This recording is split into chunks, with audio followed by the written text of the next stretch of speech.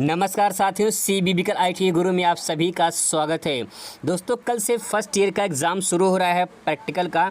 जो लोग 2022 में ITI में एडमिशन लिए थे उनका फर्स्ट ईयर का एग्ज़ाम जो है कल से शुरू हो रहा है। 3 से लेकर 5 तक जो है आपका प्रैक्टिकल एग्ज़ाम चलेगा। तो यहाँ पे प्रैक्टिकल से संबंधित कुछ महत्वपूर्ण जानकारी, कुछ विशेष जानकारी आपको इस वीडियो में मिलने वाली है। दोस्तों, प्रैक्टिकल में कौन कौन सी बातों को आपको थोड़ा सा ध्यान में रखना है और ख़ासकर विशेष ध्यान रखना है। जैसे कि आपको सबसे पहले एडमिट कार्ड तो लेकर जाना है। अगर आप एडमिट कार्ड लेकर नहीं जाएंगे तो दिक्कत हो जाएगी, क्योंकि एडमिट कार्ड ज़रूरी है। इसके साथ साथ जो है अपने साथ आप एक ID प्रूफ से आधार कार्ड वगैरह अपने पास रखे रहिए। इसके बाद दोस्तों आपको कॉपी लिखनी होगी।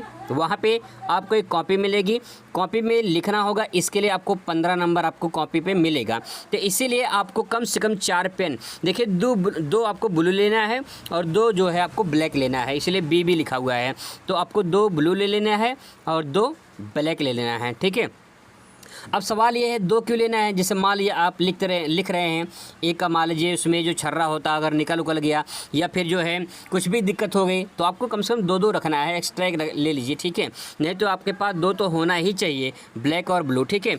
इसके बाद दोस्तों आपको यहाँ पे ध्यान रखना है, जब आप जॉब बनाएंगे, ठीक है, उस टाइम पे आपको पूरी जॉब कंप्लीट बनाना है।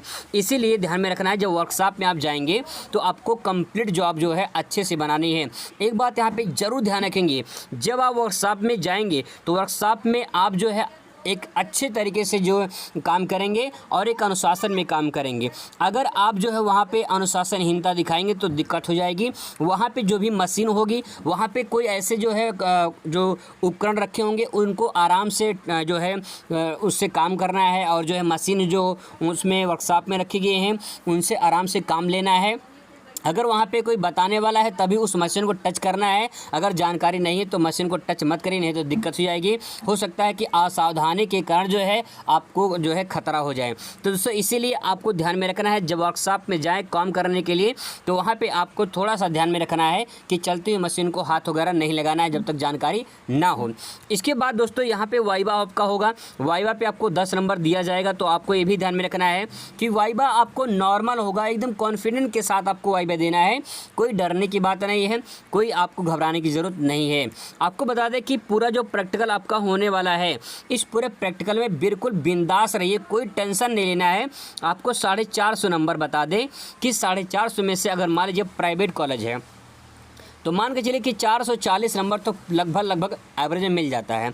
अगर गवर्नमेंट कॉलेज है तो 400 प्लस जो है आपको नंबर मिल जाता है। अब रही बात यह है कि आपको नंबर 400 या फिर 440 नंबर कैसे मिलेंगे।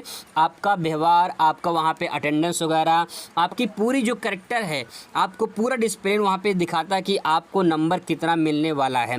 उसके बाद दोस्तों आपको सबसे बड़ी चीज़ होती है, अगर आपकी फ़ीस पेमेंट नहीं है तो आपको दिक्कत हो सकती है। खासकर अगर मान लीजिए प्राइवेट में आप फीस वगैरह नहीं पे किए हैं तो दिक्कत हो जाएगी। इसलिए भाई पूरा फीस लेकर जाना ताकि दिक्कत ना हो, नहीं तो बाद में फिर दिक्कत हो जाएगी, बहुत दौड़ाते हैं, ठीक है।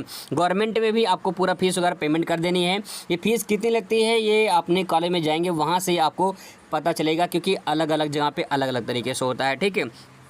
इसके बाद दोस्तों आपको एडमिट कार्ड हो गया, पेन हो गया, और जो है कंप्लीट जॉब आपको बनानी है वर्कशॉप में। और के वाइवा कॉन्फिडेंस के साथ बिल्कुल घबराना नहीं, डरना नहीं, किसी बात के नहीं, आपको नंबर मिलेगा भाई। बस नॉर्मल चीज़ें क्या होती हैं, जैसे वाइवा में क्या पूछेंगे, जैसे मान लो कि आपको जो है वहाँ पे कुछ कंपोनेंट रखे रहेंगे, कुछ उपकरण रखा रहेगा, ठीक है, जैसे फाइल है या फिर लेथ मशीन वगैरह है, या फिर जो और उपकरण रखे थे उसके बारे में पूछ लेते हैं आपसे कि भाई इसका क्या नाम है, इसका क्या काम है। तो आपसे पूछेंगे, जो वहाँ पे कंपोनेंट रखे रहते हैं, जो भी वहाँ पे टूल्स रखे रहते हैं, आप उनसे उनको जो है बताना, मतलब आपको बताना रहेगा, वो आपसे सवाल करेंगे। अगर आप उनको बता देते हैं तो आपको 10 नंबर जो रहेगा वो आप 10 नंबर आपको दे देंगे, ठीक है। अगर नहीं बता पाते हैं तभी कोई दिक्कत नहीं हो, घबराने की बात नहीं होती है, ठीक है। नॉर्मल क्वेश्चन पूछे जाते हैं।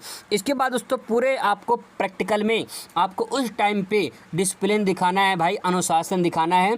अगर अनुशासनहीनता थोड़ी सी हुई, या किसी से आपने झगड़ा कर लिया, या फिर टीचर से बहस कर लिया, या फिर कोई भी अपने जो है उद्दंडता दिखाई वहाँ पे तो दिक्कत हो सकती है। 450 नंबर का खेला है, मैं बार बार कह रहा हूँ। ये 450 नंबर हल्के मत लीजिए, क्योंकि 450 नंबर आपको 90% भी ला सकता है अगर आप जो है थोड़ा सा अगर आप अनुशासन दिखाएंगे तो, ठीक है। अगर आपके पास ड्रेस वगैरह है तो आप ड्रेस पहन के जाइए, ड्रेस वगैरह नहीं है तो आप बढ़िया से वेल मेंटेन की तरह जाइए, ताकि जो है लगे एक स्टूडेंट की तरह, ऐसा लथेरे की तरह न लगे कि भाई कि जो है कहीं आगे उठा के कहाँ चले आएँ। तो ऐसा नहीं लगना चाहिए, एक बच्चे की तरह जो एक स्टूडेंट की तरह जो उसमें दिखता है क्वालिटी वो होना चाहिए, तो आपको दिक्कत नहीं होगी। मैं दोस्तों 100 की एक बात कहूँ कि पूरे प्रैक्टिकल में आपको बस अनुशासन दिखाना है, अच्छे से काम करना है भाई। एक दो दिन का काम है जो आप कर लेंगे, वही जो है आपकी परफेक्ट हो जाएगी। 450 नंबर आपको मैं जो भी मिलेगा वो अच्छे से मिलेगा। भविष्य का सवाल होगा, अगर भविष्य के साथ खेलना चाहते हैं तो अनुशासनहीनता दिखाना, अगर भविष्य के साथ बनना चाहते हैं तो भाई जो है आप अच्छे नंबर से पास हो जाइए। रेलवे में जो वैकेंसी आती है आपको बता दें कि जैसे कि अप्रेंटिस की, उसमें परसेंटेज का खेल होता है, जितने ITI में जितने नंबर आप पाते हैं और जितने आप 10th में पाते हैं उसका परसेंटेज बनता है। फिर रेलवे में अप्रेंटिस में वैकेंसी आती है, उसमें हो जाता है। तो आपको जितना ITI में अच्छे नंबर लेकर आएंगे उतना आपको आगे बेनिफिट मिलेगा। तो दोस्तों ये बहुत बड़ा इंपॉर्टेंट जानकारी था, अगर आप इसे फॉलो करेंगे तो आपको बेनिफिट जरूर मिलेगा। मिलते हैं नेक्स्ट वीडियो में। Thanks for watching.